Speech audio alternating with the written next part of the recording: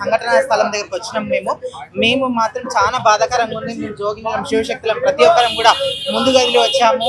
మేము మాత్రం ఊరుకునేది లేదు. ఎవరైతే అన్య మతస్థుడు ఇదే ఇక్కడ జరిగిన సంఘటన చూసుకుంటే అక్కడ పసుపు కుంకుమ అమ్మవారి చిత్రపటం ఉంది, ఆ అమ్మవారి విగ్రహం ఉంది. వానికి ఇంకిత జ్ఞానం లేదా? ఇప్పుడు ఇక్కడ స్థానికులు ఏమంటున్నారంటే వాడు మతిస్థమితం లేకున్నాడు అని చెప్పి మళ్ళీ ప్రచారం జరుగుతుంది. గతంలో చూసుకున్నట్టయితే కుమ్మరగూడ ముత్యాలమ్మ దగ్గర కూడా ఇదే విధంగా విగ్రహాలను తన్నారు చేసిరు, మతి స్థిమితం లేదని చెప్తున్నారు. ఇదే ఇక్కడ మళ్ళీ అదే సంఘటన క్రియేట్ చేస్తున్నారు అనమాట. మేము మాత్రం చాలా ఆగ్రహంగా ఉన్నాము, చాలా కోపంగా ఉన్నాము. మేము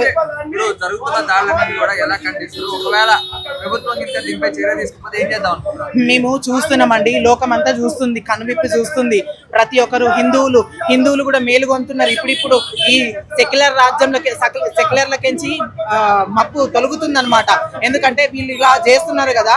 ప్రతి ఒక్క హిందువులకు కూడా చెప్తున్నాము, అందరూ స్పందించండి, అందరూ కూడా ముందుకు రండి, మన దేవి దేవతలను కాపాడుకోండి. మన దేవి దేవతల ఏదైతే మన మొక్కులు కూడా చెల్లించుకుంటున్నామో హుండీలను కూడా మనం కాపాడుకుందాం. ఎందుకంటే ఇతర మతస్థులకు మాత్రం చెందకుండా మన హిందువులకే చెందేటట్టు చేసుకునే బాధ్యత మనదే.